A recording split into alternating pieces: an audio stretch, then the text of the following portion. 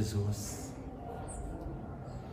neste domingo, estamos aqui reunidos novamente, dispostos ao aprendizado, ao estudo, à assimilação, com a necessária disposição de transformarmos o nosso estado íntimo, de restabelecermos as nossas relações com as pessoas, com a espiritualidade e com uma intimidade saudável que estamos buscando ao longo das páginas do Teu Evangelho. Neste domingo, Senhor, estamos neste movimento, aonde a solidez do aprendizado estruture a nossa maneira de discernir, a nossa maneira de diferenciar o certo e do errado, e fazermos de conformidade com os Teus ensinamentos, sem dar guarida para o nosso estado íntimo conturbado.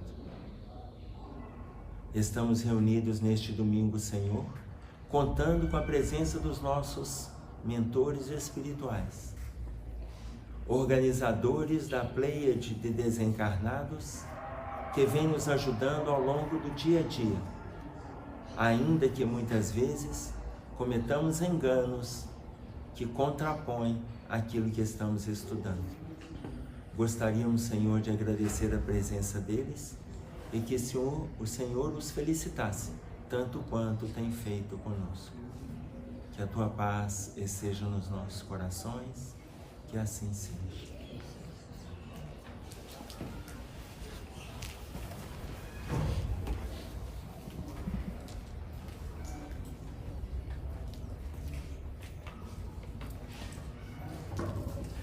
Veja, nós começamos, a partir da semana passada, estudar o livro Justiça Divina. Esse livro tem, deixa eu ver quantos capítulos, porque eles não são enumerados.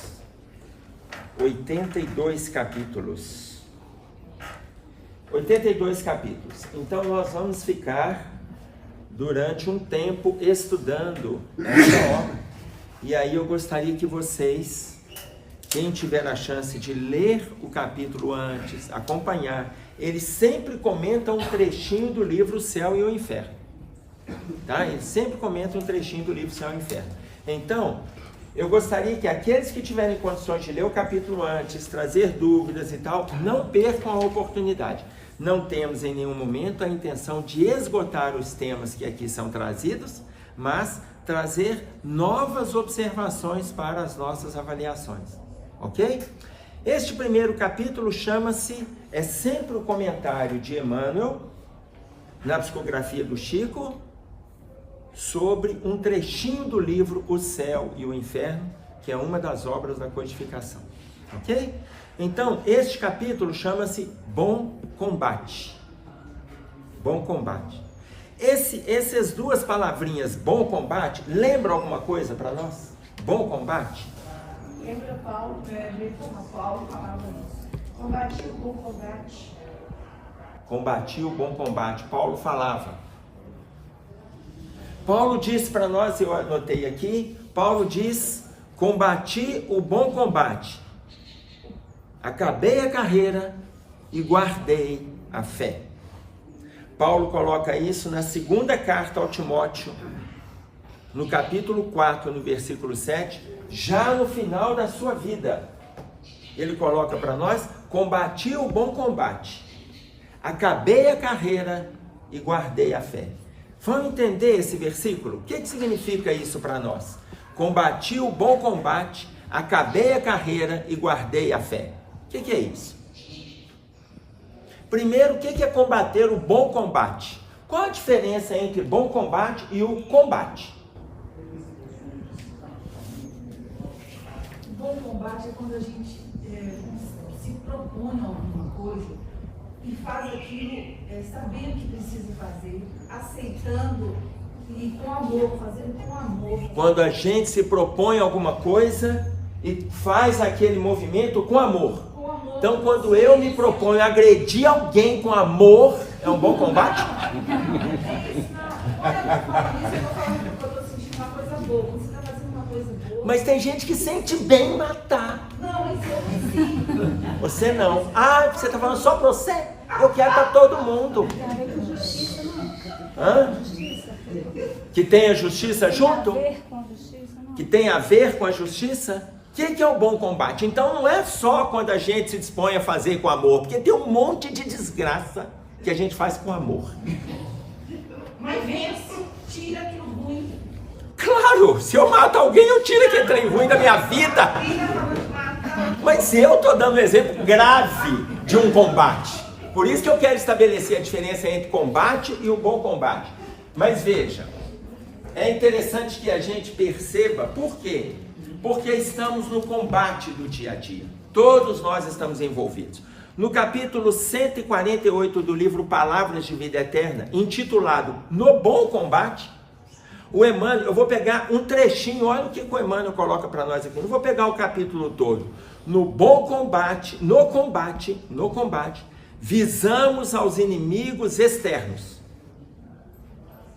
No combate visamos os inimigos externos. Então, quando eu dou exemplo de uma situação criminógena, eu estou fazendo referência a situações externas. Sim.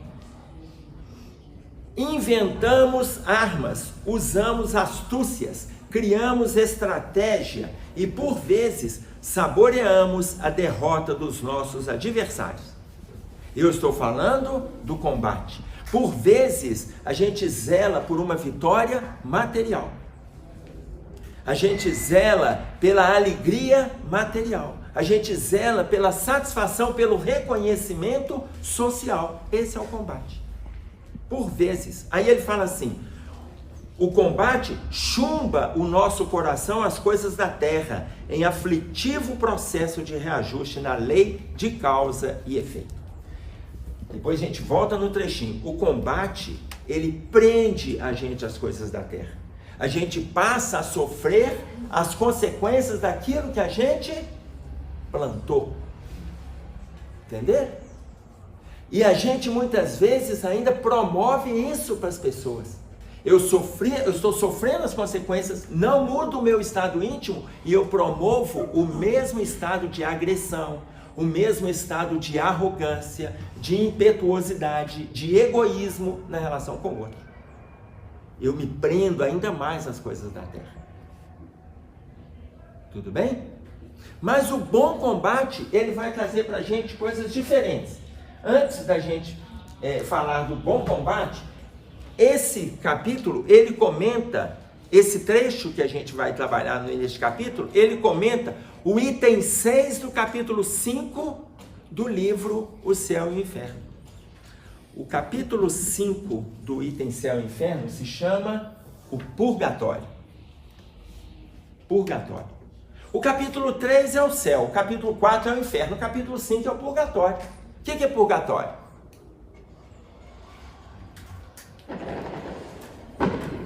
Todo mundo passou por lá e agora está nesse silêncio.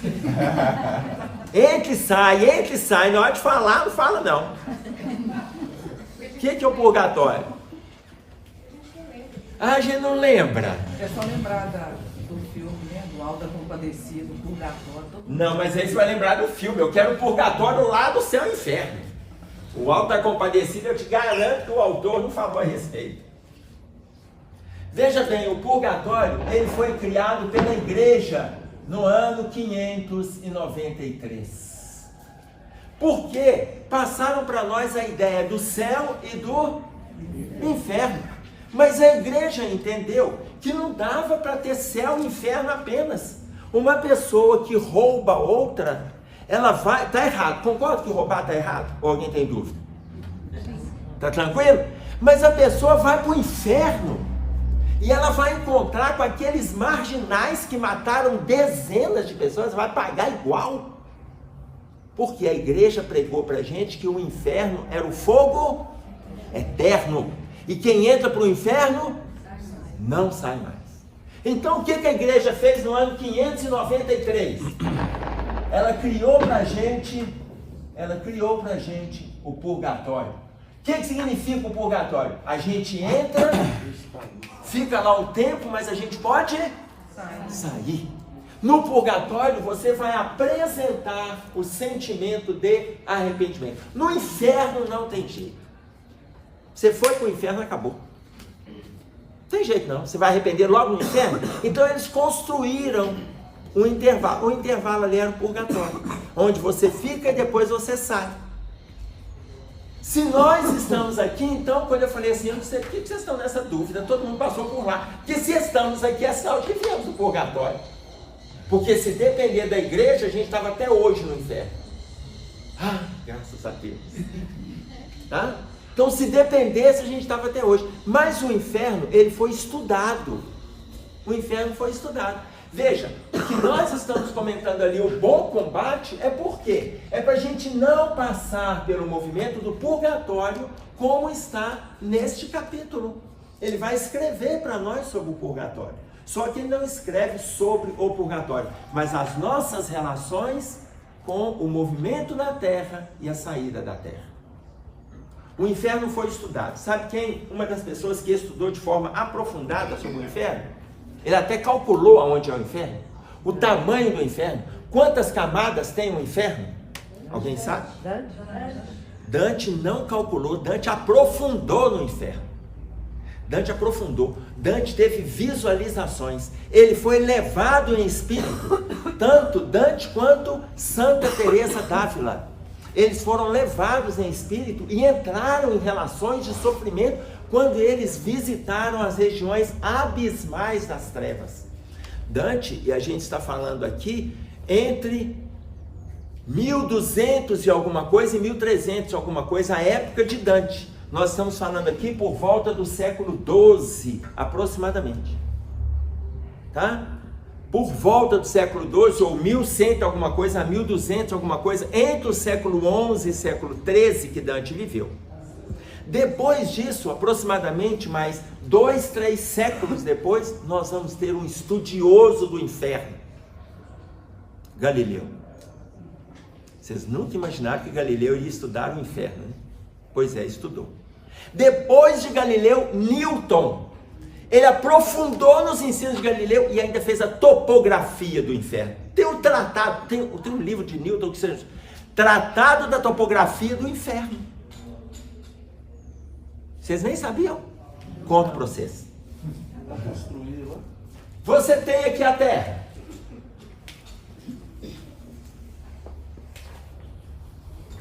Você tem aqui a Terra.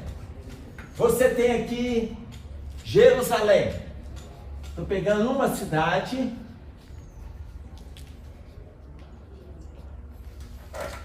Jerusalém. Segundo Galileu, coloca que o inferno, ele começa nos fundos da cidade de Jerusalém. Gente, eu não sei como é que ele chegou nos cálculos, não. Mas ele coloca que o inferno começa nos fundos da cidade de Jerusalém, em forma de um cone invertido. E vai até nos fundos da cidade de Jerusalém. Vai até o fundo da terra.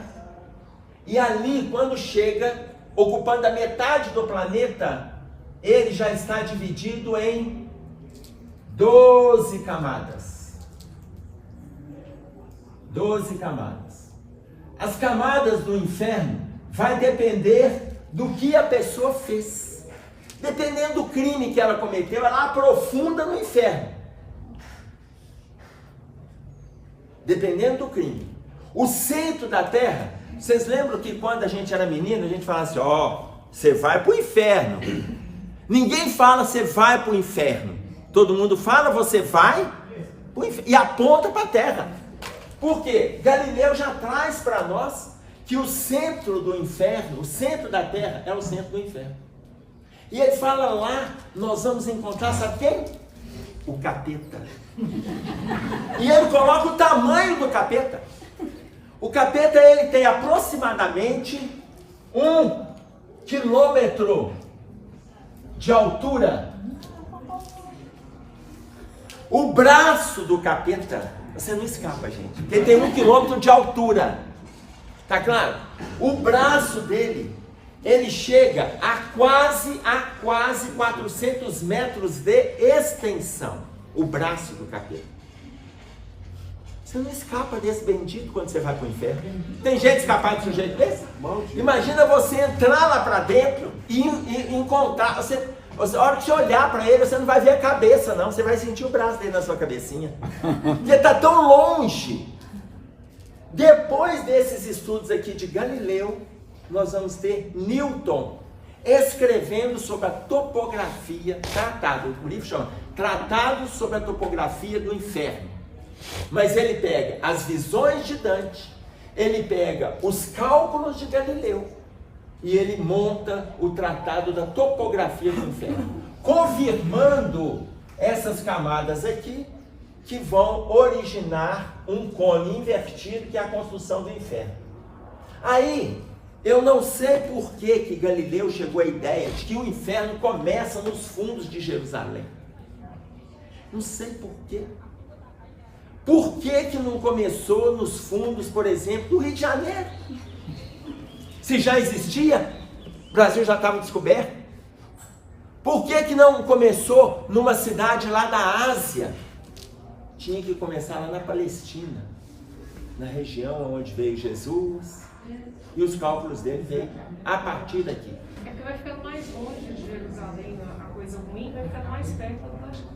Ah, então é isso, gente. Se Galileu tivesse aqui. Então imagina, a coisa vai agravando, porque muito provavelmente a parte do Brasil está aqui, ó. Aqui deve estar escrito assim, eu vou até colocar o país todo, para não ter dúvida. Tá claro? Então, é porque vai ficando mais longe, deve estar chegando perto da gente, porque estamos do outro lado do planeta. Então é isso mesmo, Galileu não pensou nisso. Tá claro? Oi. Fiz um estudo sobre as áreas abismais e é como se fosse a formação geológica, né, das camadas da Terra, né, interiores até o fundo e para fora também, né? Então teria a parte onde fica o nosso lar, do lado de fora, o próprio que a gente fala que a gente fica na região de umbral e tudo, não é onde a gente imagina, não é entre, é praticamente na crosta, né? Exatamente.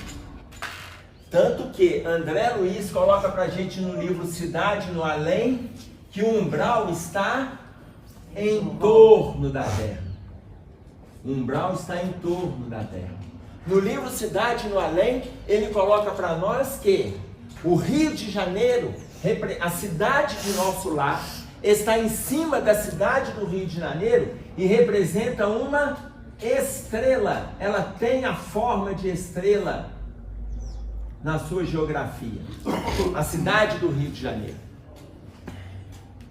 E aí está no livro Cidade no Além, onde eles fazem várias referências a partir da obra Nosso Lar, o livro de Eigolina Cunha.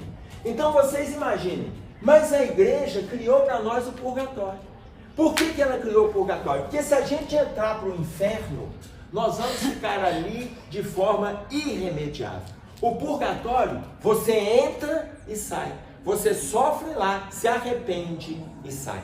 Você sofre 1 ano, 2 anos, 8 anos, 15 anos, 100 anos, mas você sai. O purgatório é a garantia da sua libertação. É a garantia da libertação. O inferno não tem garantia. E aí, claro que nesse capítulo, o purgatório do livro Céu e Inferno, que é o capítulo 5, Kardec vai trazer para a gente várias observações a respeito. E aí vem a orientação de Emmanuel. Quando a gente retorna à pátria espiritual, depois da morte, estamos frequentemente na condição daquele filho pródigo da parábola, de retorno à casa paterna para a bênção do amor. Quando a gente retorna, a gente está igual o filho pródigo. Qual que é a relação do filho pródigo quando volta à casa do pai? Ele é recebido com festa. Gente, nós temos um tal de falar em filho pródigo, quando a gente fala assim, você não tem retorno, chama o filho pródigo, como se o filho pródigo fosse mérito. Gente, aqui, filho pródigo é demérito. Ser filho pródigo não é vantagem nenhuma, porque o filho pródigo, ele pega a parte dele, ele sai, apronta todas e volta. O que o Cristo está fazendo referência quando conta a passagem, ele não está elevando o filho pródigo, não. Ele está elevando a posição paternal, trazendo a referência com a divindade, que por mais que cometamos engano, a espiritualidade nos recebe, nos acolhe. Nos acolhe. Deus nos acolhe. O que vai mostrar para nós que o inferno, então, ele não é permanente. Embora a igreja coloca como a permanência, mas a espiritualidade nos acolhe. Mas melhor é o filho que fica, que luta, que trabalha, que edifica, que aprende. Esse é melhor. Tá claro? Então, o que ele traz para nós? Voltando, depois da morte, ao plano dos espíritos, temos frequentemente a condição do filho pródigo, de retorno à casa paterna para a bênção do amor. E aí, olha só, a emoção do reencontro. Reencontro com quem? Com os que já foram, com os que nos anteciparam. A emoção do reencontro, a alegria descoberta. Entretanto, em plena festa de luz, quase sempre desempenhamos o papel do conviva de cérebro deslumbrado, trazendo os espinhos no coração. Ainda que a gente tenha essa receptividade, que a gente vai ter, mas como que nós vamos lidar com essa receptividade? Aí vai depender do nosso estado íntimo. Mas como é a vida que eu vou ter lá? É a vida que você leva aqui. Assim vai ser a sua vida lá. Tá claro? Oi, meu filho. Se somos todos pecadores, o nosso primeiro passo pós-vida terrestre é o purgatório. Todos nós, inicialmente, vamos começar no purgatório. Olha o que ele está colocando. Se somos todos pecadores, o nosso primeiro passo ao desencarnar é o purgatório. Todo mundo concorda? Então que vocês passem por lá. E eu não quero não, viu? Se todo mundo concordar, vocês vão com Deus, eu vou continuar falando, tá? Mas espero que a gente não se encontre mais. Combinado? Eu espero convictamente. Porque, veja, existe essa possibilidade por causa dos nossos enganos. Vamos pegar um exemplo simples das nossas convicções. A gente sabe o que está certo e o que está errado? Todo mundo sabe? Ou tem alguém que tem dúvida? Todo mundo sabe. A gente sabe o que pode e o que não pode? Todo mundo sabe o que deve e o que não deve? Ok. Obama, quando Obama tinha 10 anos de idade, olha a questão da convicção íntima. Quando ele tinha 10 anos de idade, ele chegou para a avó dele e falou com a avó dele assim: vovó, vou ser presidente dos Estados Unidos. 10 anos, vou ser presidente dos Estados Unidos. Sabem o que a avó dele respondeu? 4 palavrinhas. Vai que você consegue. Vai que você consegue. 10 anos. Olha a força dessa avó, a frase que ela colocou. Isso não fez com que ele se acomodasse. Ô, meu filho, fica sentado aí na cadeira que a presidência vai bater na sua porta. Falou não. Falou não. Fez com que ele continuasse aprofundando nos estudos. Ela poderia ter dito, meu filho, qual é a chance de você ser presidente dos Estados Unidos? Deixa eu te falar uma coisa, aqui, meu filho, senta aqui que eu vou te contar. Você tem 10 anos. 10 anos. É negro. Qual é a chance de você ganhar a presidência? É negro. Seu nome é Barack Hussein Obama. O nome é muçulmano. E nasceu no Havaí, que não tem tradição nenhuma com a política. Lá no fundão dos Estados Unidos, nasce lá Honolulu, aonde ele nasceu. Ó, gente, nasce em Honolulu, no Havaí. Negro, Barack Hussein Obama, origem muçulmana. Qual é a chance de um cara desse ser presidente dos Estados Unidos? Mas ela não o alertou para essas situações que são do mundo.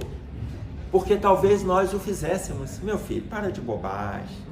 Para de sonhar. Para de sonhar. E aí é interessante a gente refletir uma diferença entre sonho e delírio. Sonho, ele sonhou e conquistou. O que é delírio? Delírio, vocês querem ver um delírio? Eu, Emerson, quero ser o melhor jogador de futebol da FIFA na Copa de 2026. Gente, tô delirando. Tá claro? Mas para ele aquilo não era um delírio, era uma convicção. E ele exerceu a convicção. Ele se tornou, a Universidade de Harvard já é uma das melhores universidades do mundo, composta por diversas faculdades. A Faculdade de Direito de Harvard é a melhor faculdade de direito do mundo. Ele foi o melhor aluno de direito da Faculdade de Harvard na época dele, do primeiro período até o último. Ele fundou uma revista de circulação nacional estudada pelos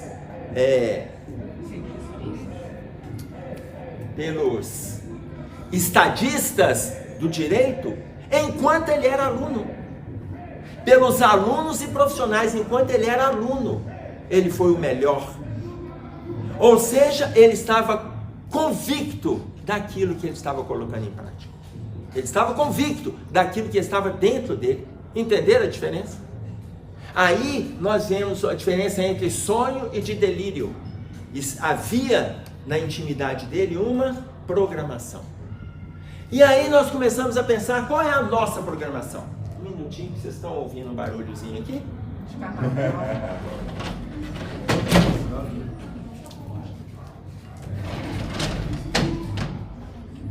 Diminuir. Não sei se diminuiu não. Não sei se é aqui ou lá. Bom, enfim. Então, vocês viram a convicção dele. Agora imaginem nós, aí eu volto lá nos questionamentos que eu fiz. Entre o certo e o errado, o que deve, o que não deve, o que pode, o que não pode, sabemos. Em qual situação retornaremos? Com qual convicção retornaremos? Tá claro isso? Tudo bem? Ah, mas é sinal de que todos nós passaremos pelo purgatório? Todos nós podemos passar por situações espinhosas. Não necessariamente o purgatório descrito como a gente colocou, que a igreja trouxe para nós. Eu passo por essa situação de sofrimento porque, somando o purgatório trazido pela igreja, somando o inferno trazido pela igreja, nós teremos o umbral. Nas suas diversas relações com o sofrimento, existem setores diferenciados no umbral. Setores diferenciados, dependendo do crime que a pessoa cometeu, porque é uma questão de sintonia. É uma questão de sintonia. A pessoa é atraída por aquilo que a convida, ou pela legião para a região que a convida, porque está de conformidade com o que ela fez. E aí, olha o que ele coloca para nós. Por fora é o carinho que nos reúne, as pessoas que vêm para nos receber. Por fora. Por dentro é o remorso que nos fustiga. Por fora é o carinho, por dentro é o remorso. Por dentro as nossas dificuldades. Esse caso também aí, porque também a consciência cobra, né? A pessoa desencarna, vai encontrar com os parentes, com pessoas que conviveu, a hora que ela bate o olho, ela lembra daquilo que ela fez, ou outra coisa de ter feito e não fez, né? Sim. Ela vai ter acesso a uma série de situações internas que aqui, gente, nós cometemos os enganos, mas estão escondidos das coisas da terra, das coisas do mundo. Aqui está escondido. Mas o nosso estado íntimo está revelado. Está claro? Está revelado. Então, quando coloca para nós aqui a importância do remorso, o remorso, ele é uma dor aonde a gente fica remoendo. Mas aonde começa o remorso? Onde começa o remorso? Antes, na consciência acontece um outro movimento. Qual outro movimento autopunitivo antes de chegar no remorso? Culpa. A culpa, olha o que a Joana de Ângeles traz para nós. A culpa, ela traz para a gente tensão, nervosismo, ansiedade. A tensão gera agressividade.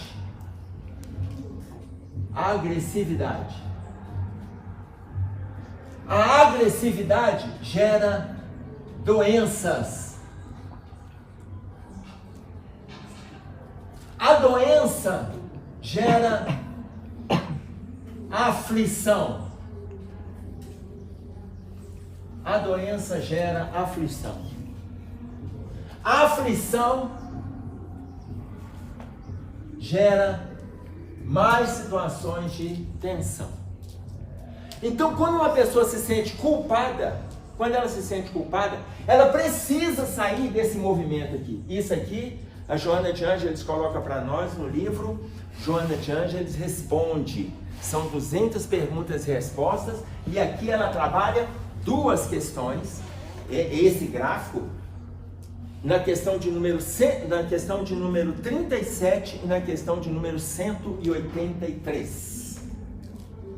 183. Então a pessoa pode ficar circulando aqui. E nós estamos circulando esse movimento aqui há séculos. Séculos. Por quê? Porque para sairmos desse movimento, a gente precisa fazer outro movimento. Da aflição, o que ela coloca? Quando chegar nesse ponto aqui, é importante que você faça uma reflexão. Reflexão. Aonde você errou? Lembrança da falta. Lembrança da falta. Reflita. Ah, mas eu não consigo, porque tem coisas que eu cometi tem 3 séculos atrás. Observa as suas tendências que você vai saber o que você cometeu. Você não vai saber com quem, você não vai saber que horas, você não vai saber a forma que cometeu. Mas pelas suas tendências vem a lembrança da falta. Tanto que eu dei o exemplo para vocês de uma amiga que chegou para mim e falou: eu estou numa luta com todos os valores, eu sinto que eu consigo, mas eu não dou conta de ficar livre, de fofocar. Eu gosto de uma fofoca. Eu gosto. Quando eu vejo um grupo conversando, eu já me adentro ali, eu vou, porque eu gosto de uma fofoca. Mas a minha questão, Emerson, não é só ouvir. Depois que eu escuto, eu tenho o prazer de contar. Quando fala comigo, não conta pra ninguém, é tudo que eu queria ouvir. Porque eu conto, e eu estou numa dificuldade para driblar esse sentimento. Ou seja, tem situações criminógenas lá atrás, direcionados pelo mau uso da língua. Lembrança da falta. Aí a Joana de Ângeles coloca para nós ideia rediviva. Rediviva. Pensa de forma convicta, rediviva. Faça um movimento de autoconhecimento, mas um movimento extremamente esclarecedor. Não seja complacente contigo. Não seja complacente. Avalia aonde você está pisando na bola. Que tem crime, gente. Tem crimes que a gente comete, que a gente sabe deles. Eu não preciso de ninguém para me explicar. A gente sabe. Seja no campo mental, no campo afetivo, na ação. Tem crimes que a gente sabe. Se a gente avaliar ideia rediviva, gente, eu estou fazendo isso aqui muito provavelmente com o meu passado.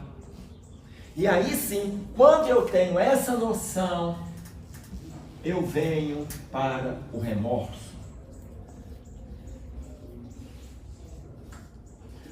Quando eu chego no remorso, aí sim, eu tenho 2 caminhos. Ou eu fortaleço a culpa, ou eu saio para o campo do arrependimento. Arrependimento.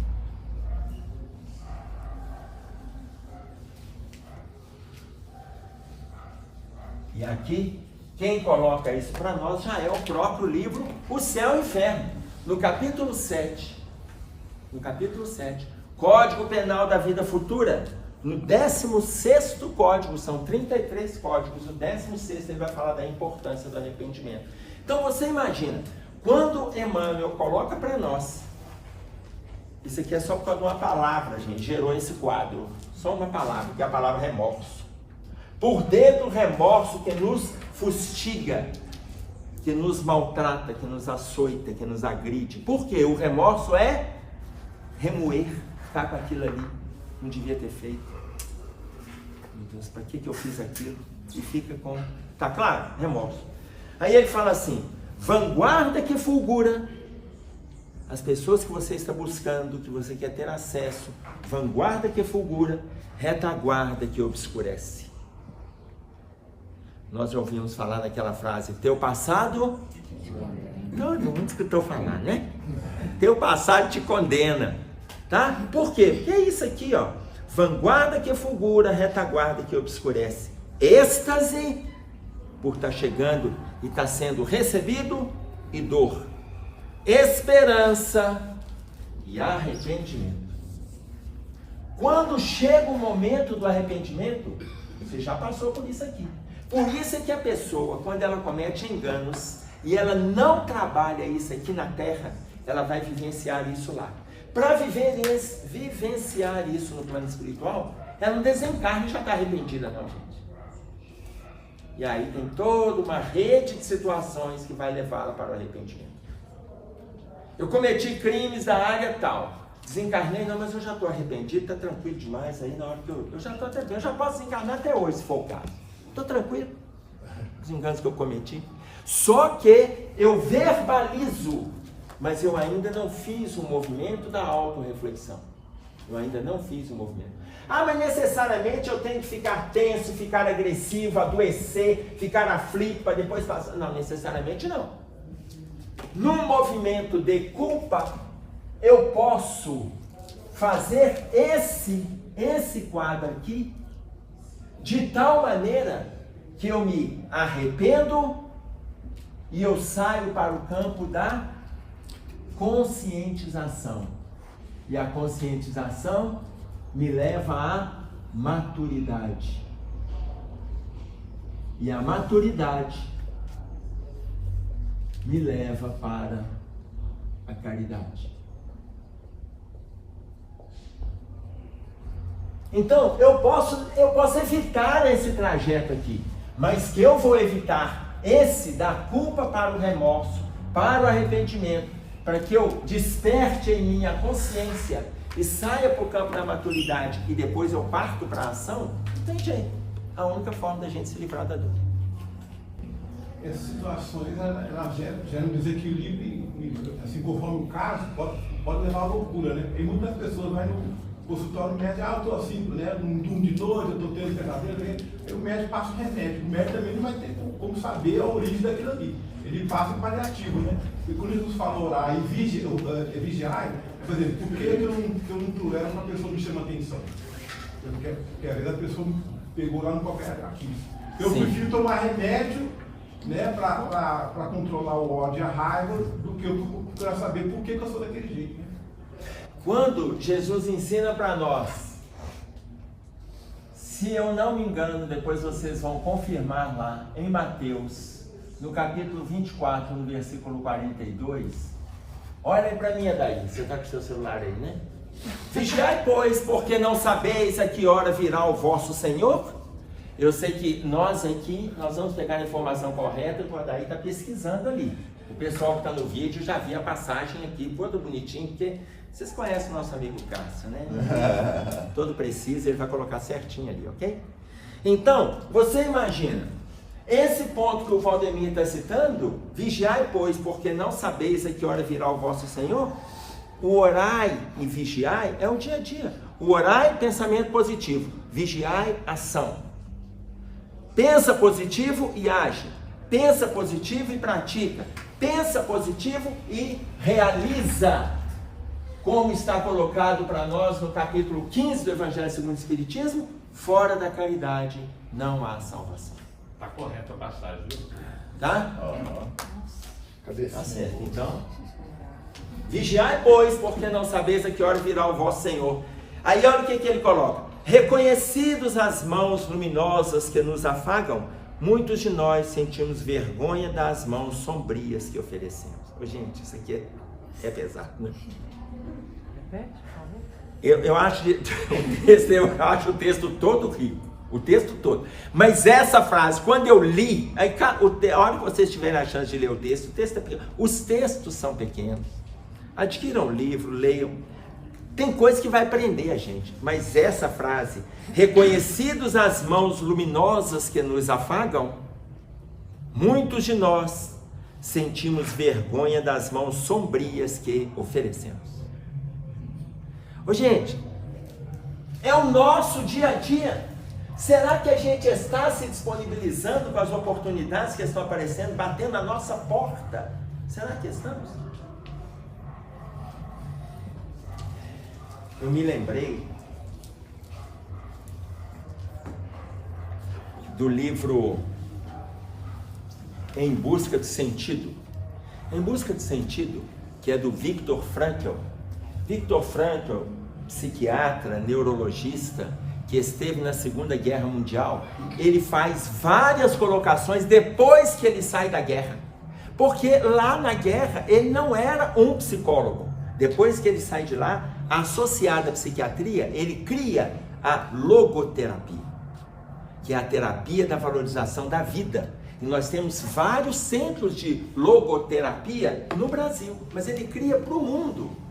E ele escreve aproximadamente 32 livros. Ele é visitado por mais, ele é convidado por mais de 200 universidades para fazer palestra, depois de acabar a Segunda Guerra.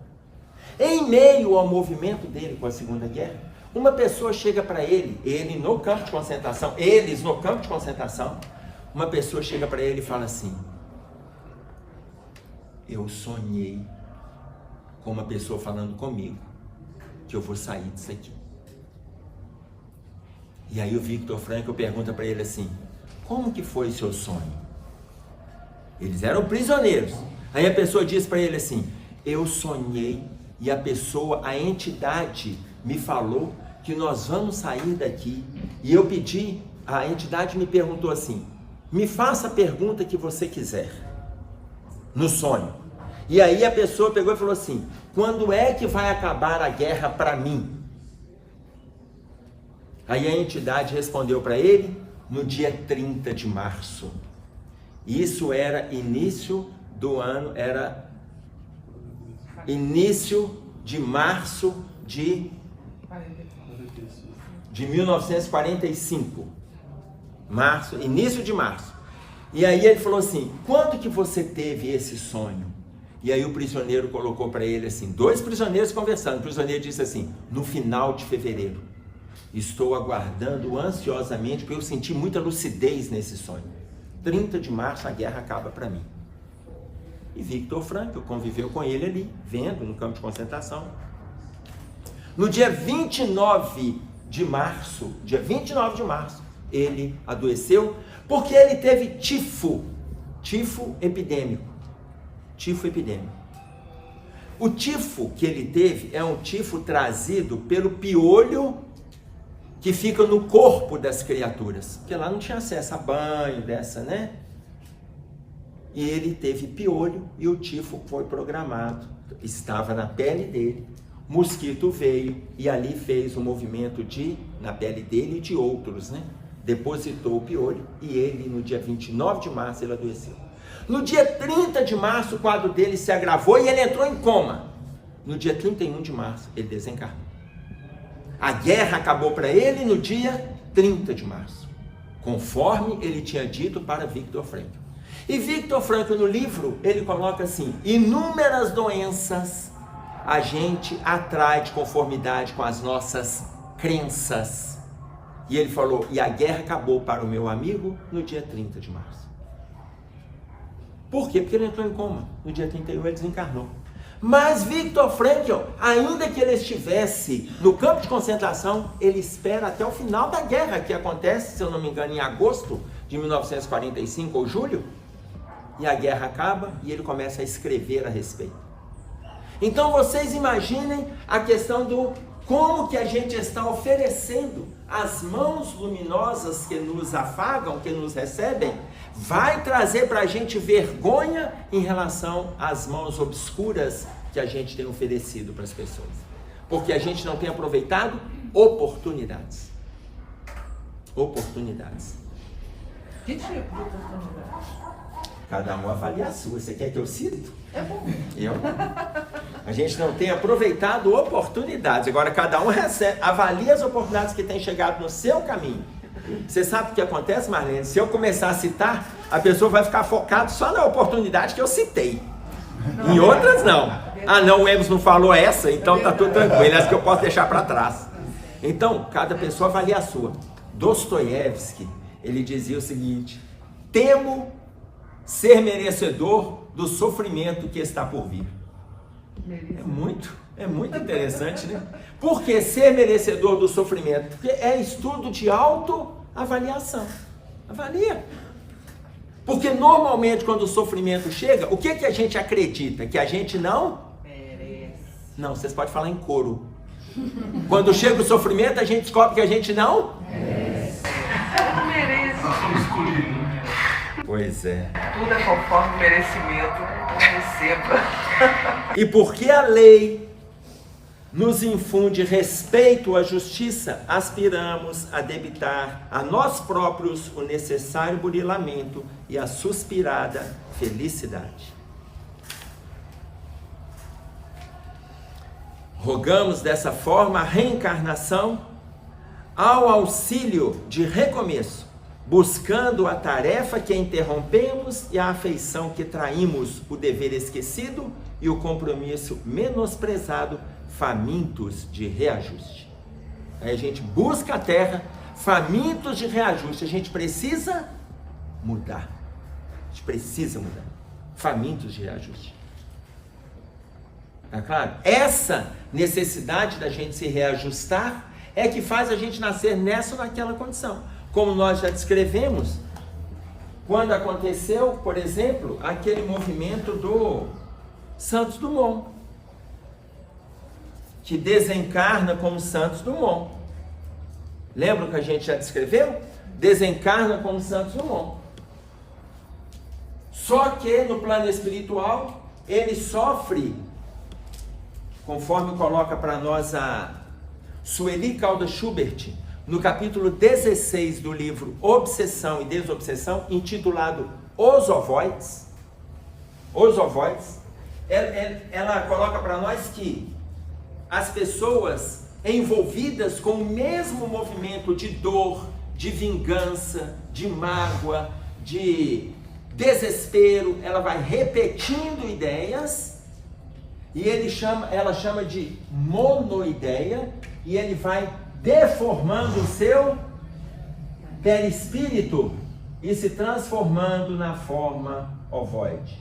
Ela chama de transubstanciação do perispírito. Transubstanciação do perispírito. A mesma colocação que ela faz para a gente no capítulo 16 do livro Obsessão e Desobsessão, nós vamos encontrar Luiz Sérgio falando no capítulo 29 do livro Driblando a Dor, falando dos ovoides. E Luiz Sérgio coloca mais. Ele coloca que os ovoides, embora tenham lá olho, nariz e boca, apresentam membros e tronco absolutamente contidos na parte ovoidal. Por isso é que a Sueli Caldas Schubert fala da transubstanciação, ou seja, se transforma em uma outra substância. Sai dessa característica cabeça, corpo e membros. Santos Dumont, ele quase se transforma na forma ovoidal quando ele é recolhido. Porque ele desencarnou envolvido com as dificuldades dele de rebeldia, porque a carta dele não foi lida na reunião, na Associação dos Países, que não era a ONU, que hoje seria para nós a ONU, que a ONU é de 1940 alguma coisa, mas anterior tinha essa Organização dos Países, e ele mandou uma carta para ser lido pelo ministro de Defesa do Brasil, para ser lido lá, para o avião não ser utilizado como instrumento de guerra, antes de abrir a Primeira Guerra Mundial. E a carta dele não foi lida, ali ele assumiu uma revolta. Quando ele vê o avião sendo utilizado em instrumento de guerra, ele começa a entrar em estado depressivo. Quando chega em 1927, ele vê Minas e São Paulo em guerra, e os dois países usando os dois estados, usando os aviões para agredir irmãos, ele agrava o seu estado de depressão e assume a patologia da esclerose múltipla. E aí, em 1930 ou 31, não me lembro a data, ele desencarna. Ele desencarna e o estado rebeldia foi transubstancializando o seu quadro perispiritual. Ele quase se transforma em ovoide e ele é recolhido. Quando ele é recolhido, ele passa por tratamento no plano espiritual. Um pouco antes de 1950, ele se comunica através do Chico e ele fala que ele precisa reencarnar, não para trabalhar em novas invenções, mas para corrigir os enganos que ele cometeu. Ou seja, ele vem consciente. Olha essa fala aqui.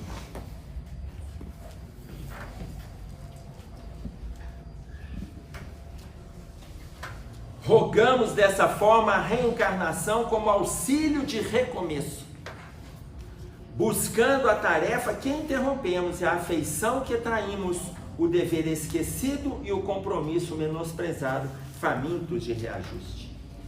E aí ele volta para corrigir. Reencarna quando?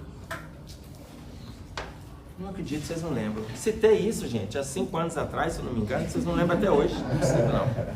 Reencarna em 1952, filho de um casal espírita. Lembra o nome deles? Não acredito de novo. Vocês estão muito ruins de memória.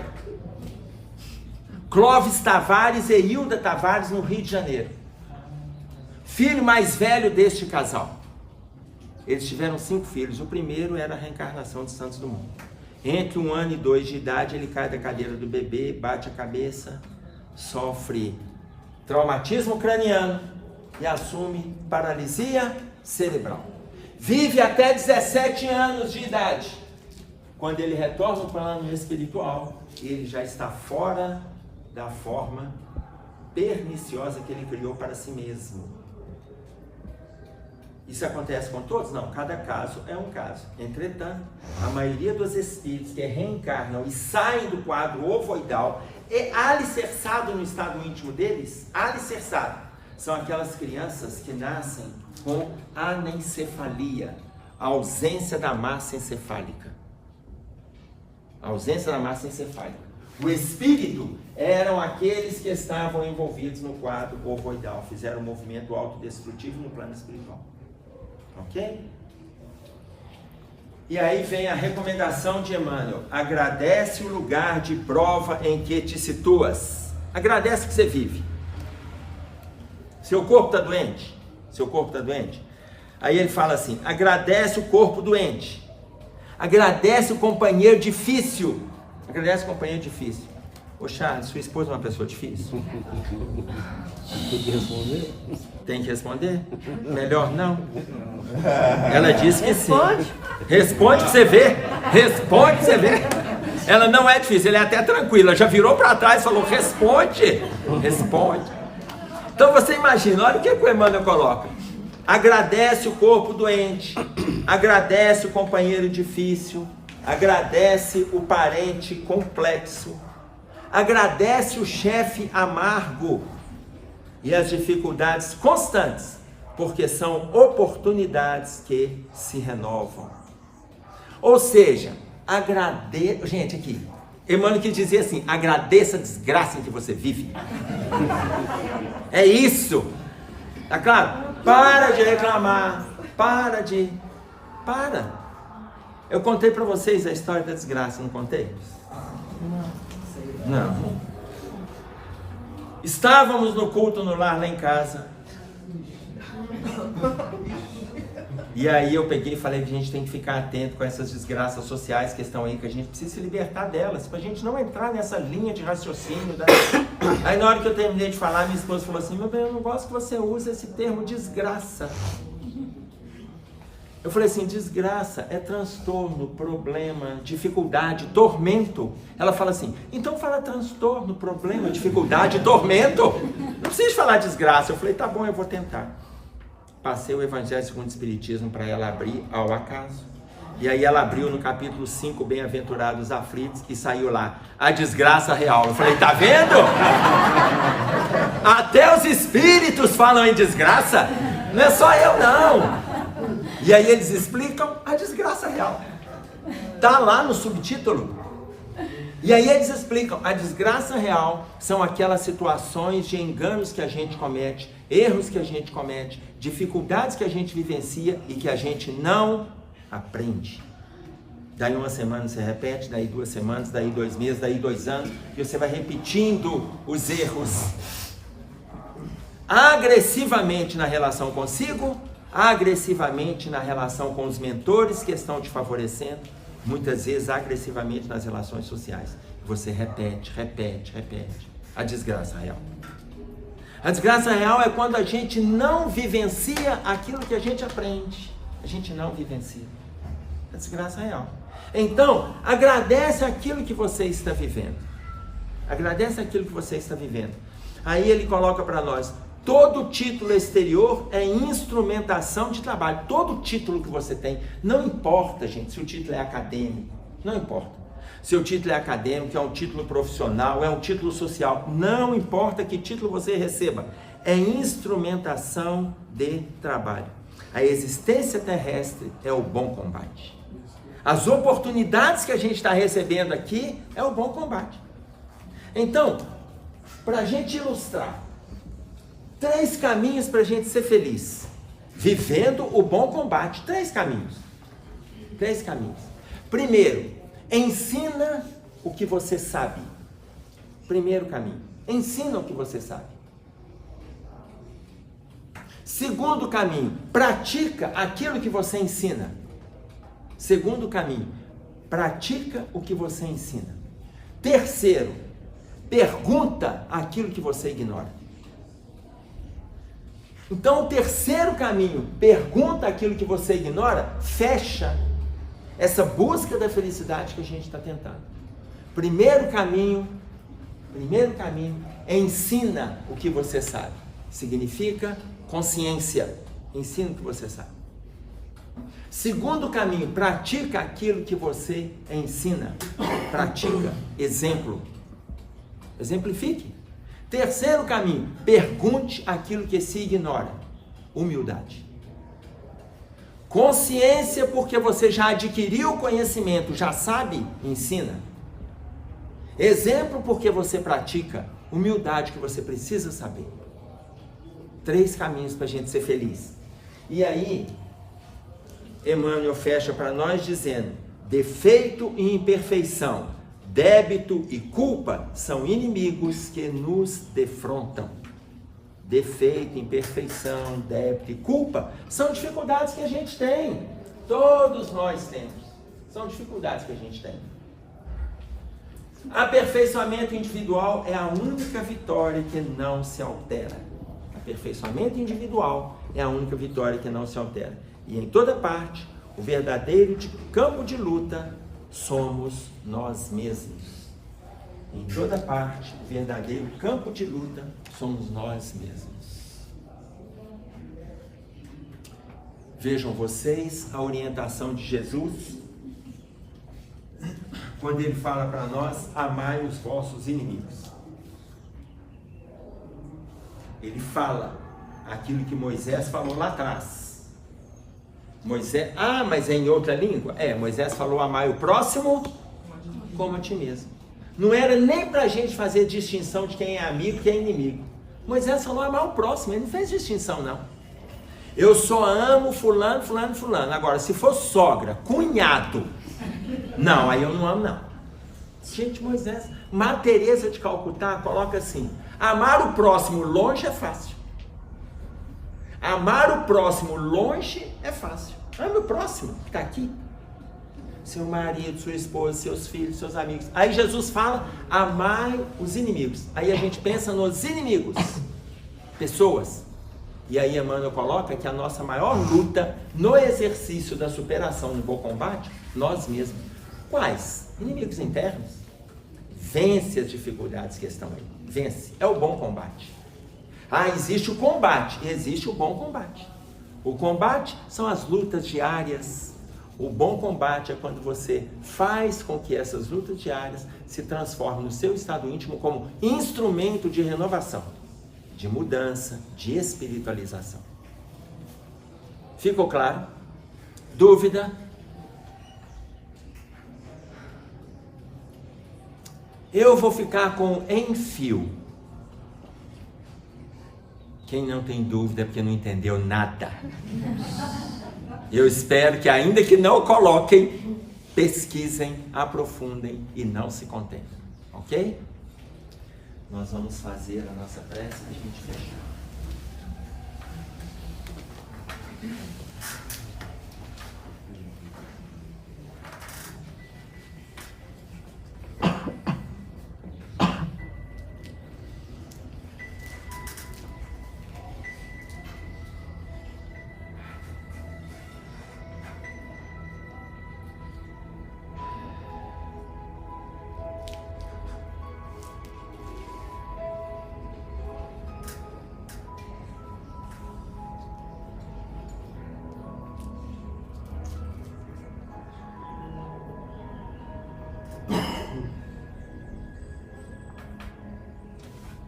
Pai nosso que estás nos céus, santificado seja o teu nome. Venha a nós o teu reino. Seja feita a tua vontade, assim na terra como no céu. O pão nosso de cada dia nos dai hoje. Perdoe as nossas dívidas, assim como nós perdoamos os nossos devedores. Não nos deixeis cair em tentações, mas livra-nos do mal, porque teu é o reino, o poder e a glória para todo sempre. Com esta prece, Senhor, estamos encerrando o nosso estudo desta manhã. Fique conosco, e assim seja.